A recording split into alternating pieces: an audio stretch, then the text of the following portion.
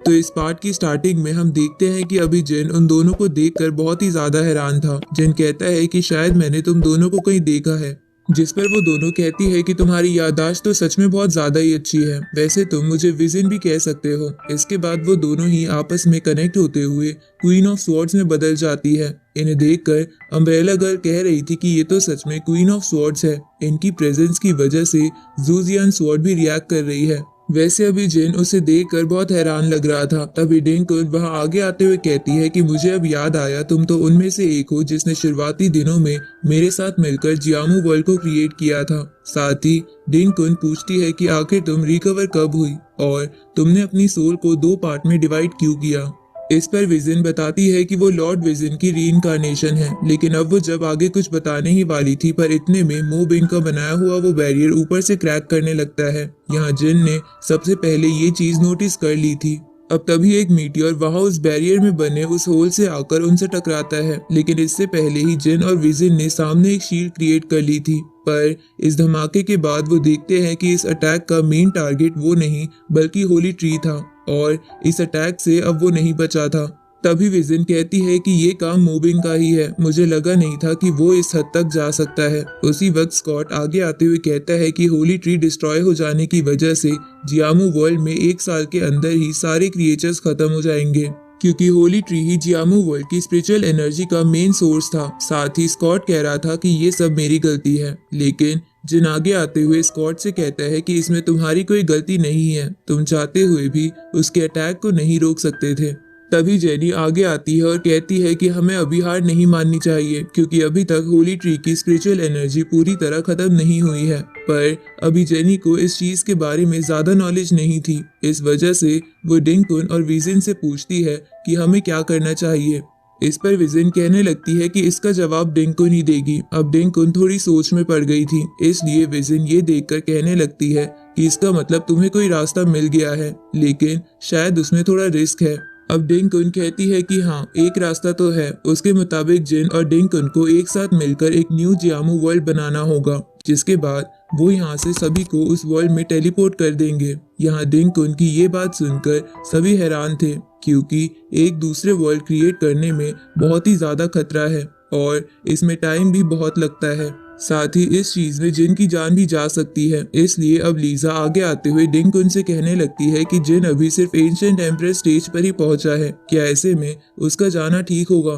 तभी umbrella girl कहने लगती है कि मेरे पास एंशिएंट एम्परर की लेगेसी है, मैं डिंकुन के साथ वहां जा सकती हूँ। पर तभी जिन उसे बीच में ही रोकते हुए कहता है कि नहीं, डिंकुन की स्पिरिचुअल पावर को सिर्फ मैं ही सह सकता हूँ, इस वजह से मेरे अलावा ये काम और कोई नहीं कर सकता। ये सुनकर वो सभी लोग थोड़े दुखी हो गए थे।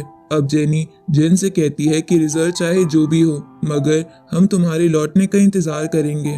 यहाँ किंग यांग भी कहता है कि इस पूरी प्रोसेस में लंबा टाइम लगेगा, लेकिन तुम यहाँ की चिंता मत करना, हम होली ट्री के बचे हुए पार्ट का ख्याल रखेंगे। साथ ही स्कॉट भी कहने लगता है कि तुमने मुझसे वादा किया था कि इस सब के बाद हम कुछ टाइम साथ में गुजारेंगे, तो अपना वादा भूलना मत। इस बात पर जिन स्माइल करता है और इसके बाद डिंकुन के पास आकर उसका हाथ पकड़ता है। अब वो दोनों ही वहां से टेलीपोर्ट होते हुए सीधा स्पेस में आ गए थे। अभी डिंकुन जिन से कह रही थी कि मोबिंग केओस स्टोन का यूज करके यहाँ से भाग गया। वैसे अभी जिन केओस फर्नेस के अंदर था। डिंकुन ने ऐसा इसलिए किया था जिससे कि जिन यहाँ स्पेस में सांस ले सके। तभी जिन डिंकुन से कह रहा था कि केओस फर्नेस का इस तरह से भी इस्तेमाल कर सकते हैं, ये तो कमाल की बात है। तभी डिंकुन सामने आती है और कहती है कि हम कितनी बड़ी प्रॉब्लम में फंसे हैं। तुम्हें पता भी है कि अगर फर्स्ट अटेम्प्ट भी फेल हुआ तो उसके बाद जियामू वर्ल्ड के लोगों को बचाने का कोई और रास्ता नहीं है। लेकिन इस पर जिन कहने लगता है कि हम पहले भी कितने सारे मिरेकल्स अपनी आंखों से देख चुके हैं, क्या तुम्हें अब मुझ पर भरोसा नहीं रहा। इसके बाद अब वो दोनों हाथ पकड़कर अपनी एनर्जी को ज्वाइन करते हैं, जिसके बाद उन दोनों का माइंड कनेक्ट हो चुका था। डिंकुन जिन की सोल को अपने स्पिरिचुअल स्पेस में आने देती है, जहाँ जिन को कल्टीवेशन के थ्रू न्यू जियामू वर्ल्ड क्रिएट करना होगा। अब पहले इसके लिए वो सामने क्रिएशन सोर्स के ऊपर अपनी सारी एनर्जी डालता है, जिसके बाद वहां पर एक फॉर्मेशन क्रिएट होती है, जिसकी एनर्जी की वजह से क्रिएशन सोर्स एक्टिवेट हो चुका था। लेकिन जिन को जियामू वर्ल्ड को शुरुआत से क्रिएट करना था, इस चीज में उसे अपने पूरे फोकस को वहां क्रिएशन सोर्स पर लगाना पड़ता है। इसके लिए वो पहले अपनी ब्लड की कुछ ड्रॉप क्रिएशन सोर्स पर डालता है। वैसे इस सब के दौरान जिन मन में सोच रहा था कि क्या हेवनली बुक के ओनर को इस सब के बारे में पहले से पता था, पर तभी अचानक से जिन की चेस्ट से एक एनर्जी निकलना शुरू होती है। डिंकुन उसे बताती है कि अब फेट ट्री इवॉल्व होना शुरू हो रहा है और अब उसे बहुत ही ज्यादा दर्द का सामना करना होगा। अभी जिन की चेस्ट से जैसे जैसे वो पेड़ निकल रहा था वैसे वैसे उसका दर्द भी बढ़ते जा रहा था। ये देखते हुए डिंकुन उससे पूछती है कि क्या तुम आगे कंटिन्यू कर सकते हो, जिस पर जिन कहता है कि नहीं, पर मुझे किसी भी तरह इसे सहना ही होगा। हम देखते हैं कि धीरे धीरे फेट ट्री और ज्यादा इवॉल्व होते जा रहा था। वहां बाहर डिंकुन देखती है कि जिन की बॉडी में क्रैक्स पड़ने लगे हैं और अगर ऐसा ही चलता रहा तो जिन अपनी जान गंवा देगा। अभी डिंकुन को कुछ समझ नहीं आ रहा था कि वो क्या करे, लेकिन फिर वो रिस्क लेने का डिसाइड करती है। इसके बाद वो अपने ब्लड की ड्रॉप का यूज करती है। अब अगर जिन यहाँ कामयाब नहीं हुआ तो वो हमेशा हमेशा के लिए केओस फर्नेस के अंदर ही कैद हो जाएगा और डिंकुन के हिसाब से जिन की जान बचाने का अब सिर्फ यही एक रास्ता है।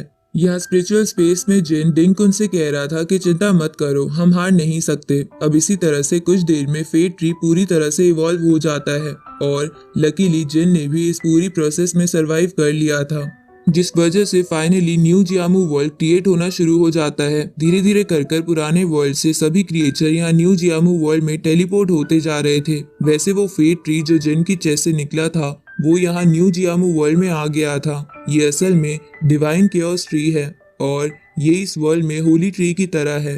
अभी यहाँ इस पेड़ के पास हम मिस सॉन्ग और बेन को देखते हैं। मिस सॉन्ग अभी बहुत खुश थी। उसी वक्त वो भागते हुए बेन के पास आती है। तभी वहाँ पर रॉय आता है और कहता है कि अभी तक तुम्हारी शादी नहीं हुई है, तुम्हें ऐसी हरकतें नहीं करनी चाहिए। वैसे अभी डॉक्टर सॉन्ग और उनका भाई भी वही खड़े थे। वो यहाँ सामने उस केओस डिवाइन ट्री को देखते हुए कह रहे थे कि इसे जिन और डिंकुन ने मिलकर बनाया है। वैसे यहाँ लिंग लॉन्ग भी खड़ी थी जो कहती है कि मैं उम्मीद करती हूँ कि जिन और बाकी सभी ठीक होंगे। इसके बाद यहाँ से सीन चेंज होता है और हम पुराने जियामू वर्ल्ड में आ जाते हैं। यहाँ सभी लोग कह रहे थे कि न्यू जियामू वर्ल्ड क्रिएट हो चुका है, पर अभी तक जिन क्यों नहीं आया असल में। और इसके बाद जिन इनके सामने आ जाता है। अब सब जिन को देखकर बहुत खुश थे। तभी जेनी भागते हुए आती है और जिन के गले लग जाती है। वो कह रही थी कि तुमने सच में एक मिरेकल कर दिखाया। तभी लीजा और बाकी सभी आगे आते हुए कहते हैं कि तुमने फिर से हम सबकी जान बचा ली। साथ ही वो डिंकुन के बारे में भी पूछते हैं तो जिन बताता है कि न्यू जियामू वर्ल्ड क्रिएट करने में डिंकुन थक चुकी है, हमें उसे थोड़ा आराम करने देना